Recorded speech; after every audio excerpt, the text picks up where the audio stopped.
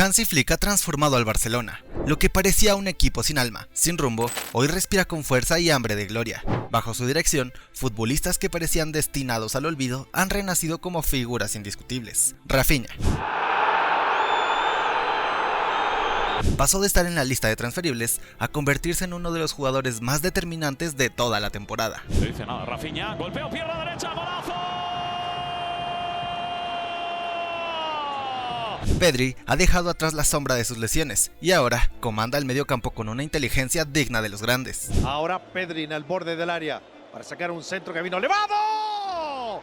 ¡Recontra golazo, señores! Pedri ha sido de largo el mejor futbolista del Barça y el héroe inesperado. Gavi poco a poco vuelve a ser ese guerrero incansable que lo convirtió en leyenda prematura. Frenkie de Jong, criticado por no aparecer en los partidos grandes, hoy es indispensable para conseguir victorias. Y si hablamos de juventud, el Barça vive un nuevo renacer de la Masía. Lamine Yamal está aterrando a las defensas de toda Europa con apenas 17 años. Pau Cubarsí es ya el nuevo pilar de la saga. Alejandro Balde, imparable por la banda izquierda. Fermín López, el revulsivo perfecto que siempre aporta con gol, energía y verticalidad. Para Fermín, golazo. Flick no solo ha reconstruido un equipo, ha devuelto la esperanza de un nuevo ciclo dorado. Pero hay una figura que ha quedado al margen de esta resurrección. Un hombre que hace apenas 3 años era símbolo del futuro, Ansu Fati. Ansu fue el elegido, el heredero, el que debía tomar el legado de Lionel Messi. Un talento natural, privilegiado con el balón, con un olfato goleador que se manifestaba en cada jugada. Rompió récords de precocidad, emocionó al Camp Nou con apenas 16 años y fue la gran esperanza de un Barça herido que necesitaba una nueva promesa que les asegurara el futuro ganador del club. Sin embargo, el peso de ser el nuevo Messi y una cadena interminable de lesiones lo alejaron del foco. Hoy, en pleno apogeo del proyecto de Hansi Flick, Ansu Fati está más lejos que nunca de ser relevante. No entra en las convocatorias importantes, no participa en las rotaciones y no parece tener espacio ni siquiera como alternativa. Es decir, cuando va convocado ni siquiera sale a calentar.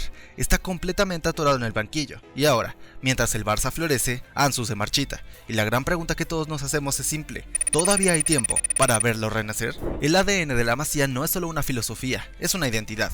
Una forma de entender el fútbol que va más allá del talento individual. El Barcelona no fabrica estrellas, forma jugadores inteligentes, con técnica refinada, que piensan un segundo antes que el resto y ejecutan con una precisión quirúrgica. La Masía enseña a tocar, a asociarse, a leer los espacios antes de que se abran, y por eso cuando Ansu Fati apareció por primera vez, el mundo supo que no era un chico más. Ansu reunía todas las características del molde Barça: dominio del balón, velocidad mental y física, capacidad para combinar y una sensibilidad única para atacar los espacios a la espalda de la defensa. Su irrupción fue tan brutal como inesperada. En un equipo necesitado de gol, Ansu ofrecía desborde, creatividad, movilidad y lo más importante, era y sigue siendo un extremo atípico. A diferencia de los extremos clásicos que buscan ganar línea de fondo y centrar, Fati es letal cuando parte desde la banda izquierda, pero no se limita a ella. Le gusta partir desde fuera para perfilarse hacia el centro y rematar con su pierna más fuerte, la derecha. Es un atacante que busca constantemente el gol, pero sin romper el flujo del juego. Se asocia, combina y aparece por sorpresa en zonas de remate. Una de sus grandes virtudes es el timing para llegar al área. No necesita muchos toques, ni necesita estar encima del balón todo el tiempo. Lo suyo es la economía de recursos. Un desmarque, un control orientado o un disparo cruzado. El tipo de futbolista que puede cambiar el curso de un partido en un segundo sin necesidad de monopolizar la jugada. Además, su inteligencia posicional lo hacía compatible con múltiples sistemas. Podía jugar como extremo, como segundo punta o incluso como falso 9. Su lectura del juego, esa capacidad de saber cuándo atacar el espacio, cuándo bajar a recibir o cuándo fijar al lateral, encajaba perfectamente con el libreto del Barça. Pero lo más especial de Ansu no era su técnica, ni su velocidad, ni siquiera sus goles. Era su instinto, su olfato para aparecer en el lugar y momento exacto. Un talento puro, como pocos han salido de la cantera culé. Y sin embargo, hoy ese talento está silenciado. La pregunta que empieza a sonar cada vez más fuerte es: ¿cómo un jugador con este nivel táctico, con esta comprensión del juego, ha quedado al margen de un Barça que premia, precisamente, ese tipo de fútbol?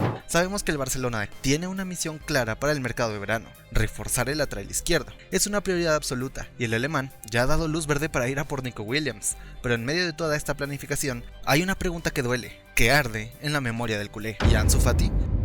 ¿Qué carajos pasó con ese jugador que estaba llamado a ser el heredero de Messi? Y Ansu Fati recorta, sigue Ansu, le pega a Ansu.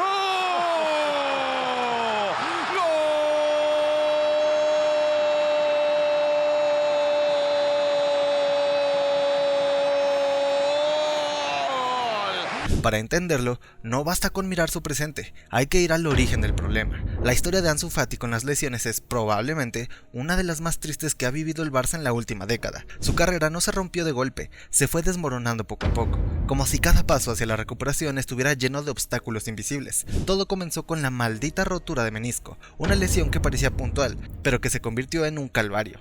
305 días fuera. Aquello frenó el ascenso meteórico del chico que debutó con 16 años, que le marcó al Inter en Champions.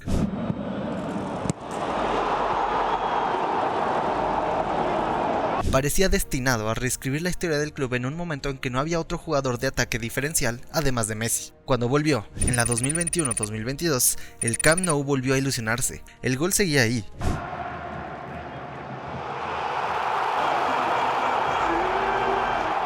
El talento intacto, pero esa alegría duró poco.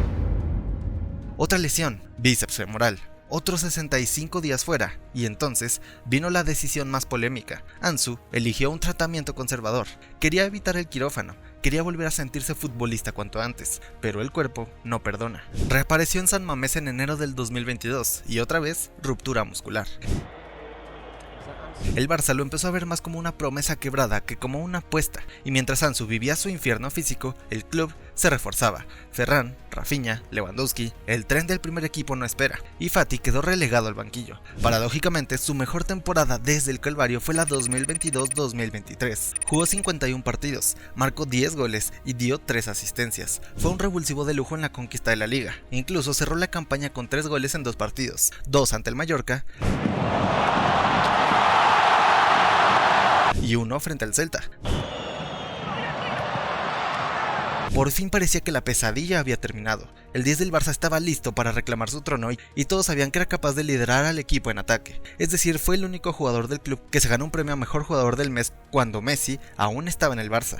Pero ese momento nunca llegó. El Barça se reforzó de nuevo y Ansu fue cedido al Brighton con la esperanza de sumar minutos, ritmo y confianza. Pero incluso allí las lesiones volvieron. El aura del nuevo Messi se convirtió en una maldición silenciosa. Ahora, con un Barça rejuvenecido y en modo apisonadora, nadie parece acordarse del chico que alguna vez ilusionó al mundo. El presente manda, y con Ansu Fati, el presente es cruel. No hay otra palabra para describirlo, porque mientras el Barça vuela, mientras Flick potencia a cada jugador como si fuera oro puro, la realidad de Ansu está atrapada en una niebla oscura, silenciosa y desgarradora. No juega un minuto oficial desde el pasado 4 de enero, y ojo, fue ante el Barbastro en Copa del Rey, con el partido ya encarrilado. Su última aparición en la liga se remonta al 10 de noviembre, 22 minutos ante la Real Sociedad, más de 5 meses sin pisar el césped en el torneo que alguna vez lo vio brillar con luz propia. Los números son demoledores, apenas 187 minutos disputados en toda la temporada, repartidos en 8 encuentros, una sola titularidad, el 20 de octubre contra el Sevilla en Montjuic, y lo más doloroso, ningún gol, ninguna asistencia. Para un jugador que nació con el don de marcar, es como arrancarle el alma a cada jornada. Ansu Fati no anota un gol desde el 9 de noviembre de 2023, fue contra el Ajax en Europa League con el Brighton, casi un año y medio sin gritar un gol, sin correr a la esquina del estadio con los brazos abiertos y sin mirar al cielo como solía hacerlo. Un delantero con una facilidad pasmosa para ver puerta, convertido en un espectador más. Un chico que alguna vez fue esperanza, ahora es un interrogante con una sombra largada de lo que pudo ser. Su grandísima irrupción a los terrenos de juego lo llevaron a tener un valor de 80 millones de euros, y hoy en día, después de lesiones y poca continuidad, ha caído por completo a 5 millones de euros su valor, y el Barça quiere venderlo por 25. Ansu tiene un futuro cada vez más claro fuera del Barça, y lo más triste de todo es que ya ni siquiera el cuerpo técnico cree en él. Ese entrenador que ha sabido resucitar carreras, que convirtió a Ferran en un tiburón completo, que devolvió a Pedri el trono del mediocampo, que convirtió a Rafinha en una máquina goleadora, hoy ya no ve lo mismo en Ansu Fati, y eso duele. Ansu llegó a la pretemporada al 100%, motivado, enfocado, con la ilusión intacta de por fin tener un nuevo comienzo. Pero el destino, una vez más, no estuvo de su lado. Una lesión en la planta del pie terminó por tirarlo todo abajo. Al principio, Hansi le estaba dando todo el apoyo posible. Nuestro trabajo es ayudarles, ayudar a los jugadores a que aprendan, a que mejoren. Es así como queremos hacer las cosas con todos los jugadores, no solo con Ansu, con todos los jugadores. Pero hoy, el técnico alemán mira hacia otro lado cuando necesita soluciones en ataque. En este tipo de situaciones, Ansu ya sé qué situación tiene, ¿verdad? No es sencillo para él, no es fácil. Pero realmente también Pau Víctor, Pablo Torre realmente entrenaron fantásticamente bien todas las semanas, así todos los días, así. Eso es lo que quiero de todos los jugadores, todos los días, todas las semanas. Dar el 100% y que nos muestren a los entrenadores y a todo el mundo que se merecen jugar, ¿de acuerdo?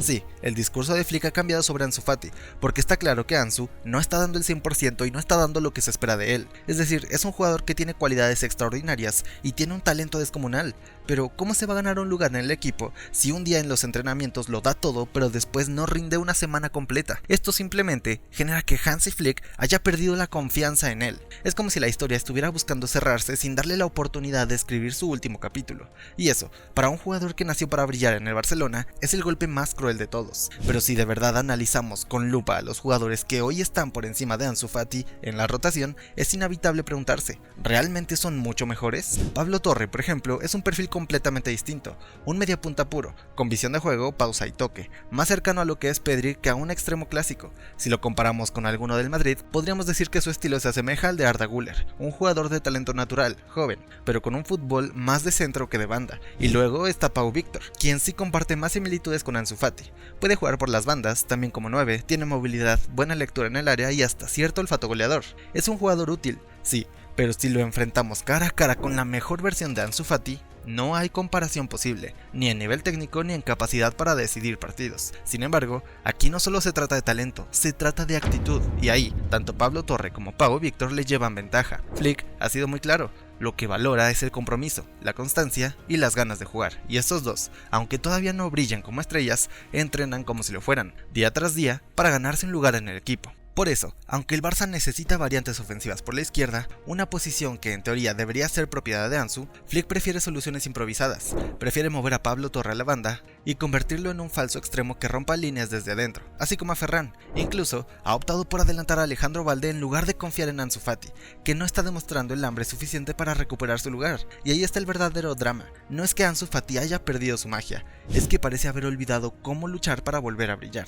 Y justo cuando Ansu comenzaba a desvanecerse del mapa, emergió una nueva estrella en el horizonte del Camp Nou, Lamine Yamal, un chico de apenas 16 años, también forjado en la Masía, pero con una personalidad de hierro. Lamine no entiende de presión. Lo que no es normal es como lo que me has dicho antes, ¿no? Que con 17 años me vengas y digas, no, es que si no salgo a ganar el triplete, mejor me quedo en mi casa, ¿no? Tú no sabes lo que es la presión.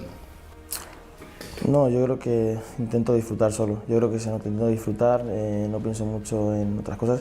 La verdad que tampoco sobrepienso mucho sobre qué estoy haciendo, qué haré mañana, qué partido es este, si es más importante. Obviamente sé que estoy jugando en el Barça, sé la importancia que tiene, pero no pienso en la presión. Es jugar, disfrutar y ya está. No le pesan las comparaciones con Messi y no le tiemblan las piernas cuando le dicen que él es el futuro del Barça. Al contrario, se crece. Lo más importante es dejar un legado, tener tu carrera y al final que te comparen con Leo, pues yo creo que lo más importante es no fijarte.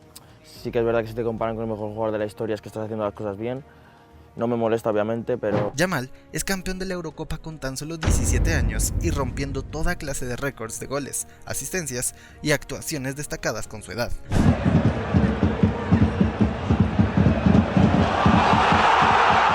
Ha sido determinante en clásicos donde el Barcelona humilló al Real Madrid.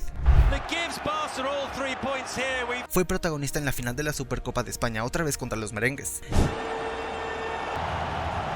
Y cada vez que aparece en el campo impone respeto. La diferencia entre Yamal y Fati es que uno llegó cuando el otro lo apartaban silenciosamente del primer equipo. La historia cambió por completo en un partido de Gamper contra el Tottenham, el día que Ansu, aún con la mítica camiseta 10, tenía la oportunidad de demostrar que estaba listo para recuperar su trono. Pero no fue él quien brilló, fue Lamine. Con apenas unos minutos en el campo desequilibró, asistió, encaró y convenció a todos. Y ahí comenzaron las comparaciones con Messi. Así como el astro argentino deslumbró a todos en un gamper contra la Juventus, volviendo loca a toda la defensa italiana, Lamine Yamal hizo pedazos a los ingleses. Desde entonces, Xavi Hernández abrió las puertas para que Ansu saliera cedido, y el destino lo llevó al Brighton. Sobre el papel, era perfecto, el destino ideal, un club como el Brighton, de fútbol propositivo, basado en la posesión, pero sin el peso aplastante de un Camp Nou lleno, un equipo competitivo pero sin los reflectores constantes del Barcelona. Era la oportunidad de oro para que Ansu Fati se reencontrara consigo mismo, para recuperar ritmo, confianza y forma física. Era un buen momento para volver a colocarse, al menos entre los delanteros jóvenes con más proyección del mundo.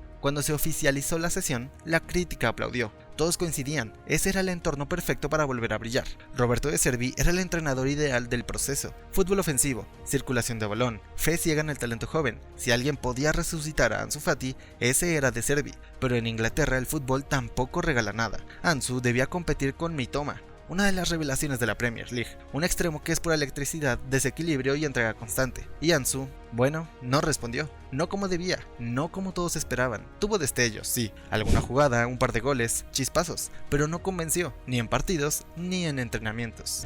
For Ansu, he played very well the first half and the second half, but after the second goal, I think he could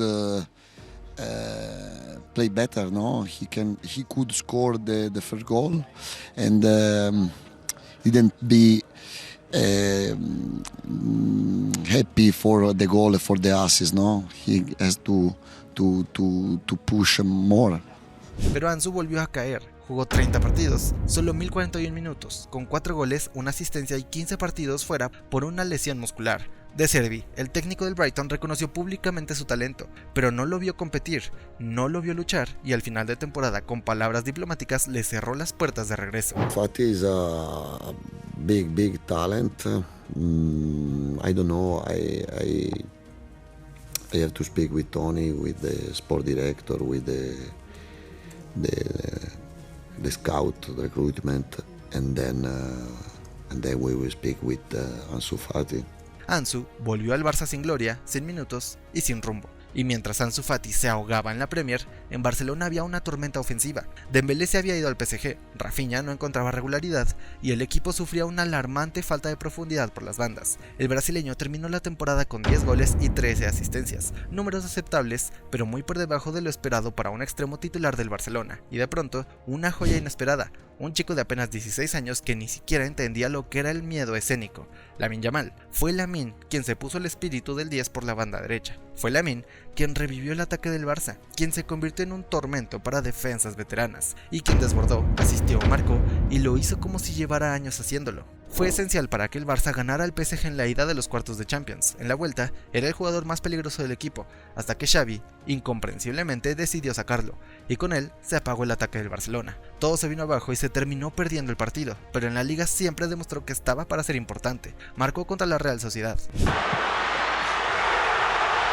hizo un doblete al Granada y firmó uno de los goles más importantes del año en la Copa del Rey frente al Athletic Club. Terminó la temporada con 7 goles y 7 asistencias, con solo 16 años, y mientras Lamine se convertía en la nueva bandera del barcelonismo, Ansu simplemente no estaba. No volvió, no levantó la mano, no compitió, desapareció en el momento que más podría demostrar que tenía lo necesario para liderar al Barça. Por su lado, Lamine no solamente brilló en el Barcelona, sino también en la selección española. Si alguien todavía tenía dudas sobre la dimensión histórica de Lamine Yamal, la Euro 2024 se encargó de disiparlas por completo. No es solo su talento, sino su mentalidad, algo que hasta ahora solo se había visto en Lionel Messi a tan corta edad. A sus 17 años ya suma 17 apariciones con la selección española, acumulando 3 goles y 8 asistencias, una Eurocopa en su palmarés, el premio al mejor jugador joven del torneo, el mejor gol de la Euro y un trofeo Copa que lo reconoce como el mejor futbolista joven del mundo. Y es que marcó 4 asistencias y un gol en la Euro, siendo determinante en cada etapa de la competición. Definitivamente, Ansu Fati no fue, ni es, lo que representa Lamine Yamal hoy en día. Y no es por demeritar a Ansu, son casos completamente distintos, pero al mismo tiempo con algunas similitudes. Pero a quien sí se parece a Ansu Fati es a Bojan Krkić. El primer gran nuevo Messi fue Bojan, quien comenzó su formación en la Masía y pasó por todas las categorías inferiores del Barça, Barça, desde cadete A hasta el primer equipo. Desde sus primeros años, Bojan deslumbró con su talento. Era un delantero con un ritmo goleador impresionante y desde los juveniles dejó claro que tenía una facilidad única para marcar goles. En 2007, con apenas 17 años, un mes y 20 días, Bojan debutó con el primer equipo del Barcelona y en octubre de ese mismo año se convirtió en el jugador más joven en marcar un gol con la camiseta blaugrana, superando el récord de Lionel Messi. Y mi primer año fue un año en el que marqué 12 goles, me convoca a la selección a los pocos meses. O sea, fue un año que profesionalmente fue muy bien, ¿no? Eso generó todas estas etiquetas, ¿no? Que luego sí, sobre todo a final de esa temporada con el tema de lo de la Eurocopa, al inicio de la otra, ahí sí que es cuando empieza realmente a hacerme daño porque ¿no? Hasta que no identificas que no es una etiqueta tuya, que es una etiqueta externa, tú tienes que saber cuál es tu etiqueta, cuáles son tus objetivos y cuál es tu proceso de crecimiento que estás empezando, ¿no? En ese momento, todo parecía indicar que el Barcelona había encontrado a su nueva estrella, un talento nacido en casa, un joven con sangre blaugrana, técnica, desparpajo y gol, todo lo que el Camp Nou soñaba después de Messi, pero esa expectativa se convirtió en un monstruo que no se ve, pero que aprieta el pecho. La presión mediática, la exigencia interna, los focos que nunca se apagan, todo eso fue demasiado. Su talento no desapareció, pero su fútbol se fue diluyendo. Fue perdiendo confianza y el Barcelona lo cedió. Roma, Milan, Ajax, Stoke City, Mainz y finalmente el Vissel Kobe en Japón. Un viaje largo, lleno de cambios, pero vacío de gloria. Bojan fue la primera víctima de las comparaciones con Messi, y no fue el único. Ansu Fati es otro chico marcado por la promesa de ser el nuevo Messi, otro talento condenado por la misma narrativa que prometía convertirlo en leyenda. ¿Por qué Ansu Fati no explotó su mejor versión?